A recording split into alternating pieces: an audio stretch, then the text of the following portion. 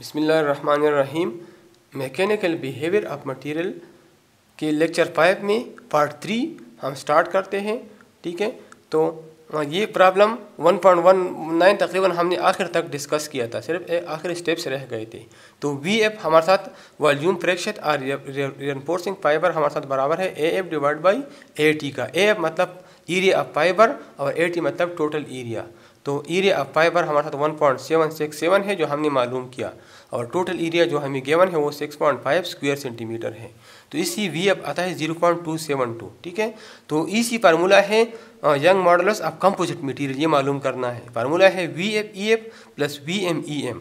लेकिन प्रॉब्लम में गिवन है कि स्टेपनेस ऑफ मैट्रिक्स ये आप इग्नोर कर ले। ठीक है, स्ट्रेंथ ऑफ मैट्रिक्स पेज आप ये इग्नोर कर ले, तो ये टर्म हमारे साथ 0 के बराबर हो गया।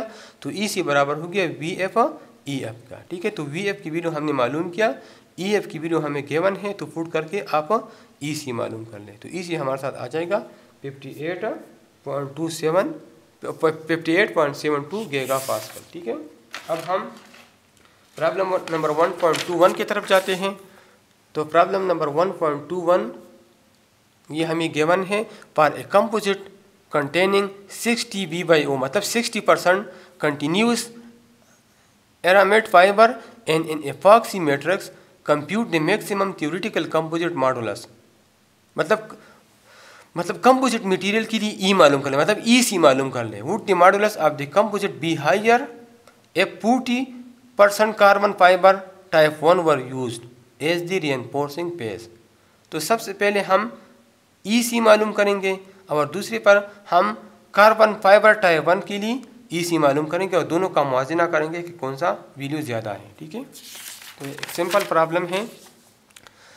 तो टेबल इसमें हम टेबल 1.9 यूज़ करेंगे। ठीक है, तो टेबल 1.9 से हम ई एफ के फाइबर की आप टेबल 1.9 में जाए और वहाँ आप फाइबर एरामेट फाइबर के सामने आप ई एफ मालूम कर ले, मॉडुलस ऑफ इलास्टिसिटी फाइबर। ठीक है, मालूम कर ले, तो हमारे साथ 125 गीगा पास्कल है। ठीक है, तो हमारे साथ ई सी बराबर है वी एफ ई एफ। ठीक है, वो मैट्रिक्स वाला पोर्शन हमने इग्नोर किया है। ठीक है, तो हमारे साथ ई से बराबर है वी एफ ई एफ। तो वी एफ की वैल्यू हमारे साथ 0.6 है, 60% मतलब 0.6, और ई एफ हमने टेबल 1.9 से मालूम किया। इस तरह पर 40% कार्बन फाइबर टाइप 1 के लिए हम टेबल 1.9 से ई एफ मालूम करते हैं, तो वो हमारे साथ है 390 गीगा पास्कल टेबल से ये वैल्यू है। और 40% है तो 40 का मतलब ये है कि वी एफ हमारे साथ 0.4 है। तो इसे आप ई सी मालूम कर लें। तो पहले वाले के लिए ई सी हमारे साथ 75 गीगा पास्कल आया है, और दूसरे केस में हमारे साथ ई सी 156 गीगा पास्कल आया है। तो E S higher in this case. ठीक है, दूसरे केस में हमारे साथ कार्बन फाइबर टाइप 1 के लिए ई सी की वैल्यू ज़्यादा है। ठीक है, और आखिरी प्रॉब्लम 1.27 की तरफ जाते हैं। तो आखिरी प्रॉब्लम हमारे साथ है प्रॉब्लम 1.27। तो 1.27 में हमें गिवन है ए 40 सेंटीमीटर डायमीटर पाइप। एक पाइप है जिसका डाया 40 सेंटीमीटर है, as use to carry a pressure of 20 mega pascal. ठीक है, मतलब इस 20 मेगा पास्कल प्रेशर के लिए डिज़ाइन हुआ है। Compute lightest and cheapest pipe per unit length, मतलब इन दोनों में कौन सा पाइप लाइट है और कौन सा चीप है। ठीक है, ये मालूम करना है। और टेबल में हमें हमारे साथ दोनों किस्म की इलाइज की प्रॉपर्टी गिवन है। एक हमारे साथ स्टील इलाई है 2024T3, एक हमारे साथ 2024T3 है, और दूसरा हमारे साथ 1015 स्टील इलाई है। ठीक है, तो दोनों के यील्ड स्ट्रेंथ, डेंसिटी और कास्ट पर केजी हमें टेबल में गिवन है। ठीक है, तो हम सॉल्यूशन की तरफ जाते हैं। तो हमारे साथ solution of problem 1.27, dia of pipe हमें गिवन है 40 सेंटीमीटर। प्रेशर, जितनी प्रेशर के लिए ये पाइप डिज़ाइन हुआ है वो हमारे साथ 20 मेगा पास्कल है। ठीक है, और इसका स्ट्रेस हमारे साथ बराबर है P R divide by P T का। पी हमारे साथ प्रेशर है, आर हमारे साथ रेडियस है, और टी हमारे साथ थिकनेस है। तो इस फार्मूले से हम टी मालूम कर सकते हैं, T is equal to P R divide by sigma. ठीक है, सिग्मा क्या है, स्ट्रेस है। ठीक है, और एम मास पर यूनिट लेंथ था। ठीक है, मास पर यूनिट लेंथ था। प्रॉब्लम में ये गिवन था कि lightest and cheapest pipe per unit length, इसलिए एम हमारे साथ क्या है, मास पर यूनिट लेंथ है।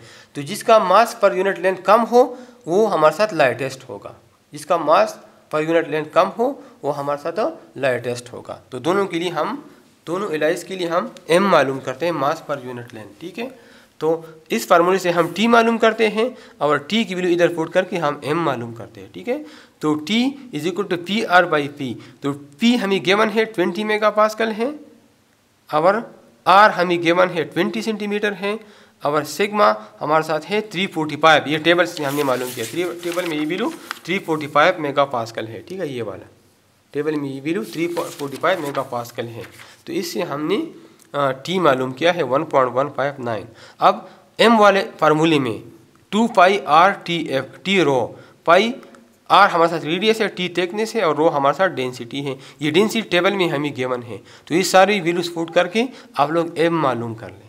ठीक है, इस तरह दूसरी एलाई के लिए 10-15 स्टील के लिए पहले आप थिकनेस मालूम कर लें।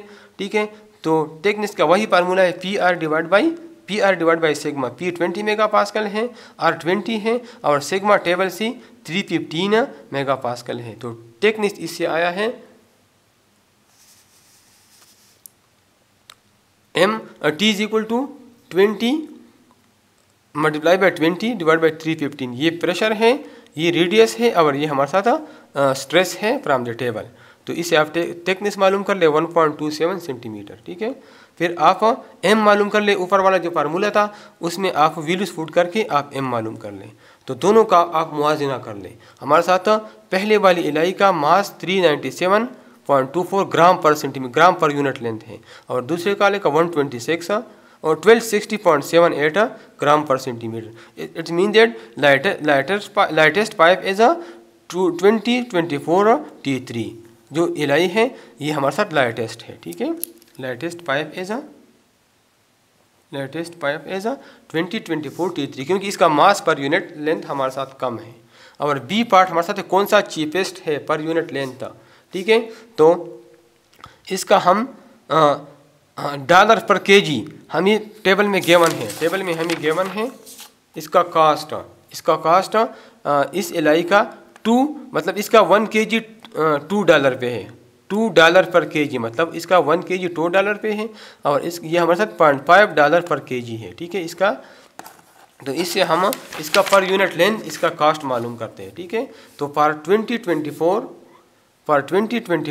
T3 एलाई $2 पर केजी मल्टीप्लाई बाई 0.39324 किलोग्राम पर, ये मास है। ये क्या है, मास है।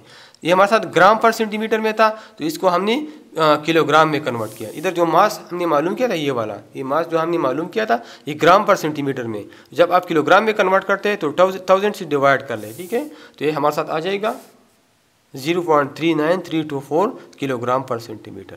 तो किलोग्राम कैंसिल हो जाएगा और हमारे साथ $1 पर सेंटीमीटर आ जाएगा, $1 पर सेंटीमीटर। तो ये हमारे साथ आ जाएगा 0.78646 पर सेंटीमीटर।